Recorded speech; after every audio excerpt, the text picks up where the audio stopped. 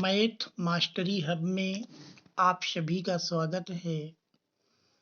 आज के अंक में हम हाई स्कूल बोर्ड परीक्षा 2024 की दृष्टि से सेक्शन बी जो कि 50 अंक का होता है में से प्रश्न नंबर 2 और 3 का अध्ययन करेंगे। प्रश्न संख्या 2 में 6 भाग होते हैं, जिसमें से 5 भाग करने हैं और प्रत्येक भाग 4 अंकों का होता है। देखते हैं प्रश्न नंबर 2 का ए। 7.6 सेमी लंबाई का एक रेखाखंड खींचिए और इसे 5:8 में विभाजित कीजिए। दोनों भागों को मापिए। तो इसमें सबसे पहले हम 7.6 सेमी लंबाई का एक रेखाखंड खींच लेंगे। मानते हैं 7.6 सेमी का एक रेखाखंड हमने AB खींच लिया। इस AB की माप 7.6 सेमी होगी। 7.6 सेमी। अब हम एक न्यून कोण बनाती हुई रेखा खींच देंगे और इस रेखा में क्योंकि 5 और 8 में विभाजित करना है तो 8 5 13 समान भाग करेंगे। 1 2 3 4 5 6 7 8 9 10 11 12 13। अब इस 13वें भाग को B से मिलान कर देंगे। इनके नाम क्रमशः A1 A2 A3 से लेकर के A13 तक डाल देंगे।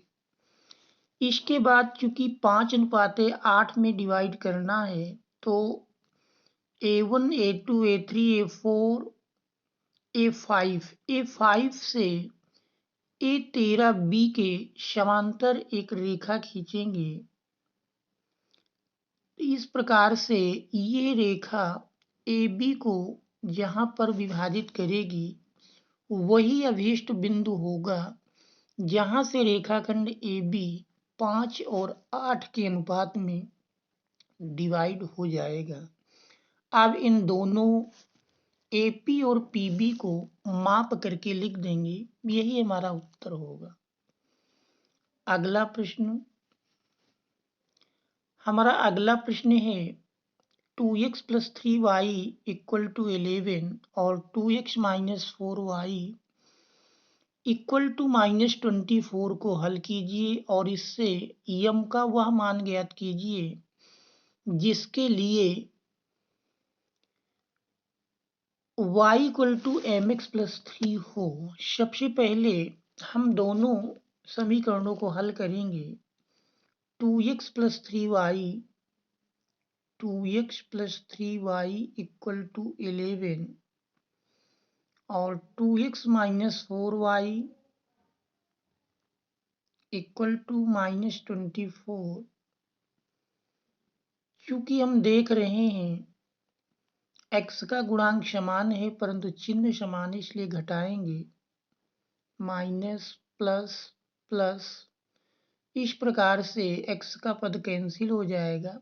दोनों प्लस प्लस जुड़ गए। 3y + 4y मिल करके 7y = और इधर 11 + 24 = 35 या y = 35/7 कैंसिल कर दिए।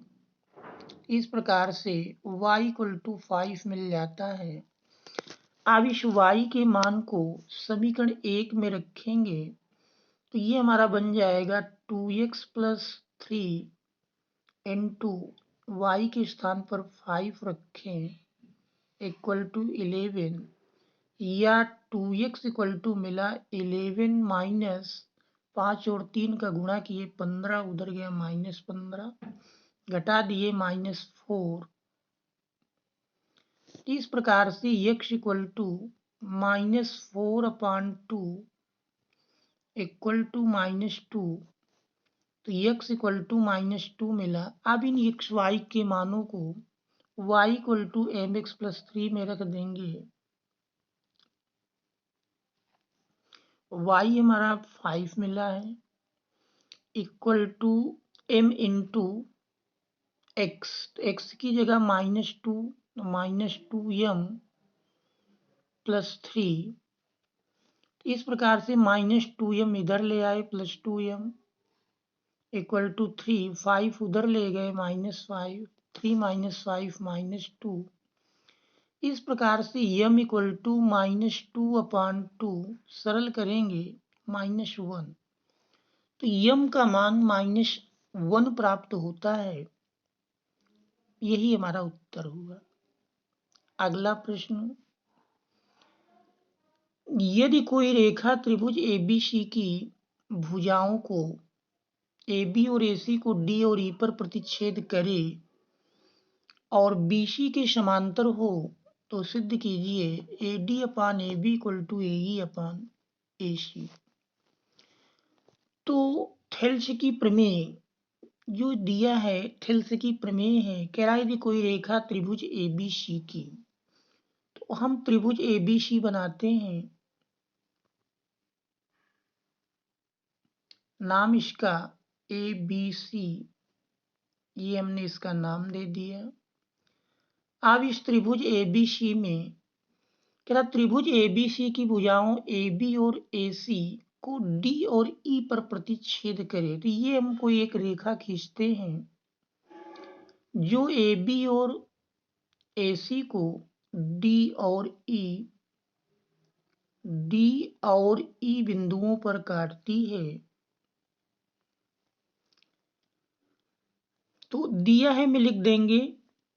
सबसे पहले हम दिया है या ज्ञात है लिखेंगे। दिया है के अंतर्गत मिल जाएगा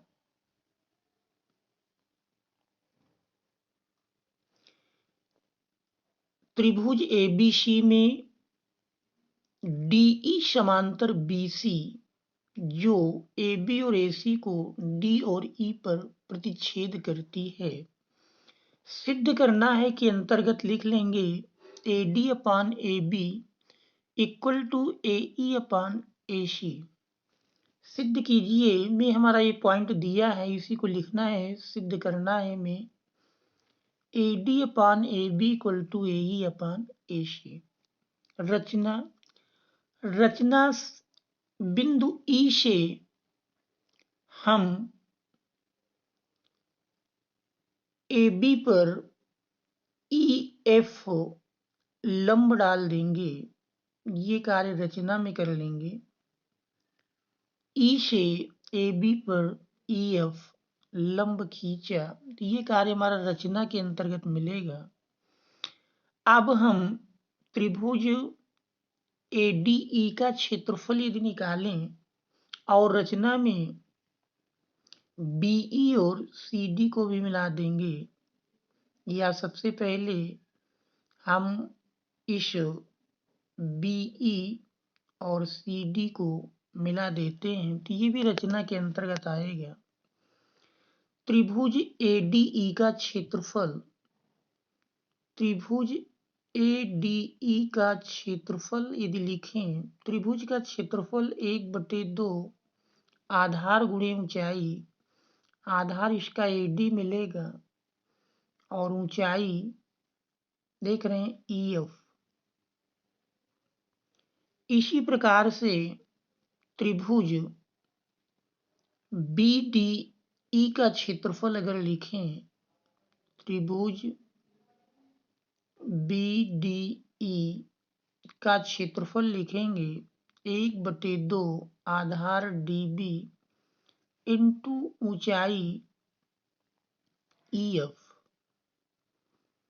दोनों त्रिभुजों के क्षेत्रफलों का अनुपात यदि निकालें तो त्रिभुज ADE का क्षेत्रफल अपान त्रिभुज BDE का क्षेत्रफल बराबर मिल जाएगा। देखिए 1/2 दोनों से कट जाएगा और EF कट जाएगा, तो इस प्रकार से AD/DB प्राप्त होगा। AD/DB ये हमारा इक्वेशन नंबर 1 बन जाएगा। ठीक इसी प्रकार से त्रिभुज ADE और त्रिभुज CDE का अगर क्षेत्रफल लिखेंगे तो हमारा प्राप्त होगा इसी प्रकार त्रिभुज ADE का क्षेत्रफल अपान त्रिभुज, देखें तो ये हमारा मिलेगा त्रिभुज CDE का क्षेत्रफल, त्रिभुज CDE का क्षेत्रफल CDE का क्षेत्रफल 1/2 या कह सकते हैं सीधे सीधे हमारा प्राप्त होगा AE/EC। AE/EC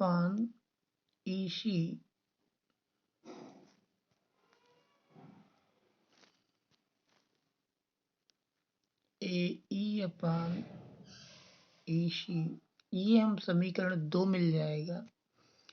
आप देखिए दोनों में देखा जाए, यदि त्रिभुज BDE और त्रिभुज CDE को देखें तो दोनों एक ही आधार और एक ही समांतर रेखाओं के बीच स्थित हैं।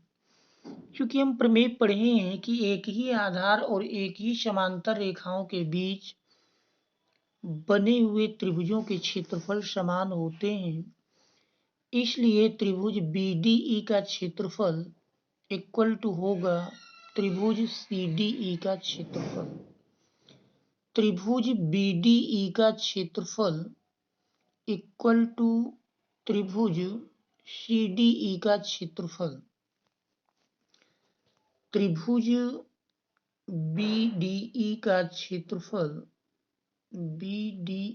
क्षेत्रफल बराबर त्रिभुज CDE का क्षेत्रफल, ये हमारा इक्वेशन नंबर 3 मिल जाएगा। तो समीकरण 1, 2, 3 से अगर देखा जाए 1, 2 और 3 से, तो हमारा मिल जाएगा AD/DB इक्वल टू AE/EC। देखिए हमको सिद्ध करना था AD/AB equal to AE/AC, AD/AB के रूप में सिद्ध करना है। तो इसके लिए हम इसको पहले उलट देते हैं, तो उलटने पर मिल जाएगा DB/AD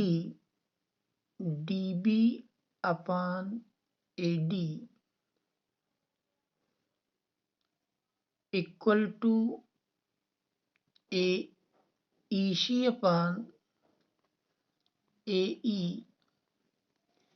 दोनों ओर एक जोड़ देंगे तो एक जोड़ने पर मिल जाएगा DB/AD plus 1 equal to EC/AE plus 1। लाशा लेंगे तो DB plus AD upon AD equal to EC plus AE upon AE। DB plus AD यदि चित्र में देखें तो DB प्लस AD मिल करके AB आ जाएगा और AE प्लस AC मिल करके AC आ जाएगा। तो ये हमारा मिल जाएगा DB plus AD equal to AB/AD equal to A E और ई सी मिलकर के ए सी आ जाएगा, ए सी अपान ए ई। अब इसमें हम उलट देते हैं, उलटने पर A D upon A B equal to A E upon A C. इस प्रकार से ये थेल्स की प्रमेय सिद्ध हो जाती है। पुनः एक बार इसको देखने का प्रयास करेंगे। देखिए, सबसे पहले हमने त्रिभुज ए बी सी खींचा, फिर कह रहा है एक ऐसी रेखा है जो बी सी के समांतर है और ए बी और ए सी को डी और ई पर काटती है। तो हमने डी एक समांतर रेखा बी सी के खींचा। दिया है त्रिभुज ए बी सी में डी ई समांतर बी सी, सिद्ध करना है A D upon A B equal to A E upon E C. रचना में बिंदु ई से ए बी पर ई एफ लंब खींचा तथा सी डी और बी ई को मिलाया। ये हमारा कार्य रचना के अंतर्गत आ जाएगा। जब हम उपपत्ति लिखते हैं तो त्रिभुज ए डी का क्षेत्रफल 1/2 आधार ए डी गुणे ऊंचाई ई एफ, फिर त्रिभुज बी डी ई का क्षेत्रफल 1/2 आधार बी डी गुणे ऊंचाई ई एफ, दोनों का अनुपात निकाल लेंगे। त्रिभुज ए डी ई का क्षेत्रफल बटे त्रिभुज बी डी ई का क्षेत्रफल बराबर मिल जाएगा 1/2, दोनों ओर से कट जाएगा ऊपर नीचे से, और ऊंचाई भी समान कट जाएगी, तो मिल जाएगा A D upon D B. इसी प्रकार ए डी ई त्रिभुज का क्षेत्रफल बटे त्रिभुज सी डी ई का क्षेत्रफल आ जाएगा ए ई अपान ई सी। अब यदि हम देखें तो त्रिभुज बी डी ई और त्रिभुज सी डी ई एक ही आधार और एक ही समांतर रेखाओं के बीच बने हैं। चूंकि एक ही आधार और एक ही समांतर रेखाओं के बीच बने हुए त्रिभुजों के क्षेत्रफल समान होते हैं, इसलिए त्रिभुज बी डी ई का क्षेत्रफल बराबर त्रिभुज सी डी ई का क्षेत्रफल। ये हमारा समीकरण 3 बन जाएगा। फिर समीकरण 1, 2, 3 से यदि देखें तो चूंकि समीकरण 1 और 2 में जब समीकरण 3 का हम प्रयोग करेंगे तो दोनों की लेफ्ट हैंड साइड समान हो जाएगी, इसलिए राइट हैंड साइड को समान करेंगे तो हमारा A D upon D B equal to A E upon E C मिल जाएगा। फिर पुनः इसको उलट देंगे और उलटने के बाद दोनों ओर एक जोड़ देंगे तो ये हमारा मिल जाएगा A B upon A D equal to A C upon A E. पुनः उलट देंगे तो हमारी condition A D upon A B equal to A E upon A C सिद्ध हो जाएगी। अब देखते हैं अगला प्रश्न। हमारा अगला प्रश्न है कि एक भिन्न 1/3 हो जाती है जब उसके अंश से एक घटाया जाता है। तो मान लेते हैं माना वह भिन्न x/y है। पहली शर्त के अनुसार, पहली शर्त कह रही कि यदि अंश से एक घटाया जाए। देखिए, पहली शर्त के अनुसार अंश से एक घटाएं तो x-1 upon y equal to केरा 1/3 हो जाती है, तो इसका गुणा कर लेंगे तो 3x-3 इक्वल टू y, या कह सकते हैं 3x-y इक्वल टू 3। ये हमारा समीकरण 1 बन जाएगा। दूसरी शर्त है 1/4 हो जाती है जब उसके हर में 8 जोड़ा जाता है। x अपान हर y है, इसमें 8 जोड़ देंगे तो प्रश्नानुसार कह रहा है 1/4 हो जाती है। इसमें भी तिरछा गुणा किए तो 4x equal to y plus 8 या 4x-y इक्वल टू 8, ये हमारा दूसरा समीकरण हुआ। समीकरण 1 और 2 में देख रहे हैं कि y का गुणांक समान है, तो इस प्रकार से समीकरण 1 है 3x-y इक्वल टू 3 और 2 है 4x-y इक्वल टू 8। घटा देंगे, minus plus minus y cancel हो जाएगा तो -x इक्वल टू -4 5 या x इक्वल टू 5। इस मान को समीकरण 1 में रखेंगे तो 3 into 5 minus Y equal to 3। तो इस प्रकार से 15 माइनस 3 इक्वल टू वाई या वाई इक्वल टू 12 अतः भिन्न 5/12 हो जाती है। यही हमारा उत्तर होगा। अगला प्रश्न, समीकरण x plus 1/x equal to 3 को हल कीजिए। समीकरण x plus 1/x equal to 3 को हल करना है। बटे से x हटाने के लिए दोनों ओर हम x से गुणा कर देते हैं, तो x square plus 1 equal to 3x या x square minus 3x plus 1 equal to 0। मानक द्विघात समीकरण ax square plus bx plus c equal to 0 से तुलना करेंगे तो a equal to 1, b equal to minus 3 और c इक्वल टू 1 प्राप्त होता है। श्रीधराचार्य का सूत्र है x equal to minus b plus minus under root B square minus 4ac upon 2a। इसी में मान रख देंगे, माइनस b माइनस 3 है plus minus under root B square minus 3 का स्क्वायर 9 मिलेगा, माइनस 4 a की जगह 1 c की जगह भी 1 अपान 2a। a हमारा 1 है, माइनस माइनस प्लस हुआ 3 प्लस माइनस 9 से 4 घटाएं 5 तो रूट 5 अपान 2। इस प्रकार से समीकरण के अभीष्ट मान या मूल हमारे मिले 3 प्लस माइनस अंडर रूट 5/2। यही समीकरण का अभीष्ट हल है। अगला प्रश्न देखते हैं। हमारा अगला प्रश्न है, दी गई बारंबारता सारणी की माध्यिका 28.5 है तो x और y के मान ज्ञात कीजिए जबकि कुल बारंबारता 60 है। तो वर्ग अंतराल बारंबारता दी है। अब हम एक कॉलम संचयी बारंबारता का और बना लेते हैं। संचयी बारंबारता यदि देखें तो ये हमारा मिलेगा, पहले पद की वही होती संचयी बारंबारता और बारंबारता दोनों समान होती हैं।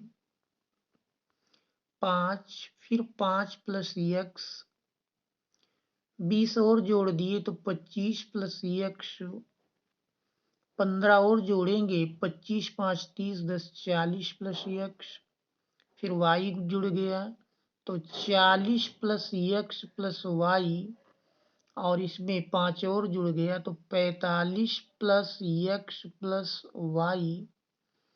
अब चूंकि बारंबारताओं का योग 60 है तो इसका मतलब ये पूरा बारंबारताओं को अगर जोड़ा जाए तो ये हमारा योग 45 plus x plus y 45 plus x plus y equal to मिलेगा 60 के, या x plus Y equal to आ जाएगा 60 माइनस 45 और 60 से 45 घटा देंगे तो x plus Y equal to 15। ये हमारा इक्वेशन नंबर 1 मिल जाता है। क्योंकि माध्यिका 28.5 है इसका मतलब माध्यिका वर्ग हमारा 20 से 30 होगा। तो L का मान मिल जाता है 20, L बराबर 20 प्राप्त होगा। H निकाला जाए तो 30 माइनस 20 10 मिल जाएगा। टोटल बारंबारता का योग 60 है तो हमारा n बराबर 60 या n/2 निकाल लें तो 60/2 30 मिल जाएगा। और बारंबारता f का मान देख रहे हैं 20 से 30 की बारंबारता 20 है तो ये हमारा f का मान मिल जाएगा। अब हम माध्यिका का सूत्र लगाएंगे। माध्यिका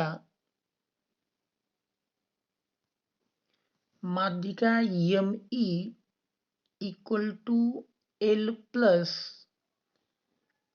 N/2 minus C N/2 minus C upon F into H। ये फार्मूला है, इसी में मान रख देंगे। माध्यिका है 28.5 इक्वल टू L का मान 20 मिला प्लस N/2 60/2 30 है माइनस C का मान अगर देखें तो C माध्यिका वर्ग से ठीक पहले वर्ग की संचयी बारंबारता होती है, तो C का मान हमारा 5 + x है। C इक्वल टू 5 + x मिलेगा। मान रख देते हैं, C की जगह 5 + x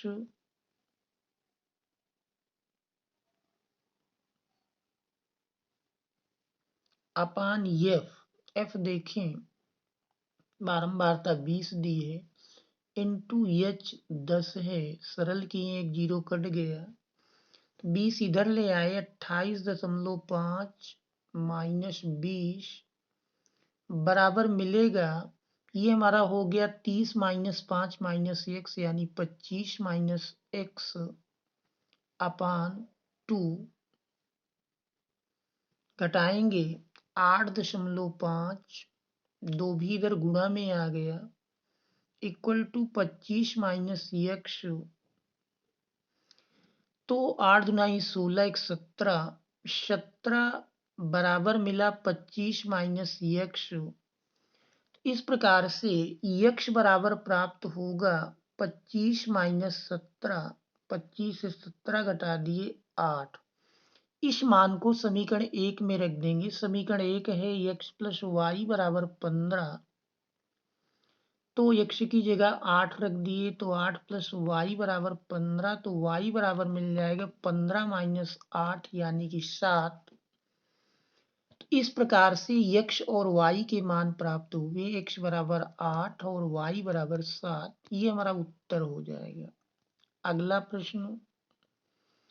अब प्रश्न नंबर 3 में 2 खंड होते हैं, जिनमें से एक खंड करना होता है और प्रत्येक प्रश्न 6 अंकों का होता है।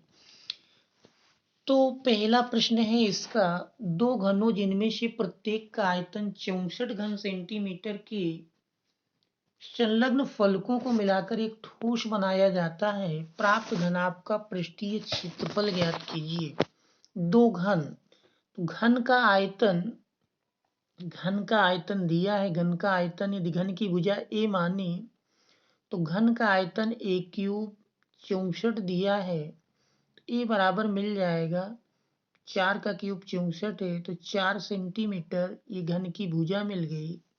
2 घनों को मिलाकर के घनाभ ठोस बनाएंगे तो उससे प्राप्त घनाभ की लंबाई 4 + 4 8 सेंटीमीटर, चौड़ाई ऊंचाई वही बनी रहेगी 4 सेंटीमीटर, ऊंचाई भी 4 सेंटीमीटर। अब इस घनाभ का पृष्ठीय क्षेत्रफल, तो घनाभ का पृष्ठीय क्षेत्रफल बराबर होता है घनाभ का पृष्ठीय क्षेत्रफल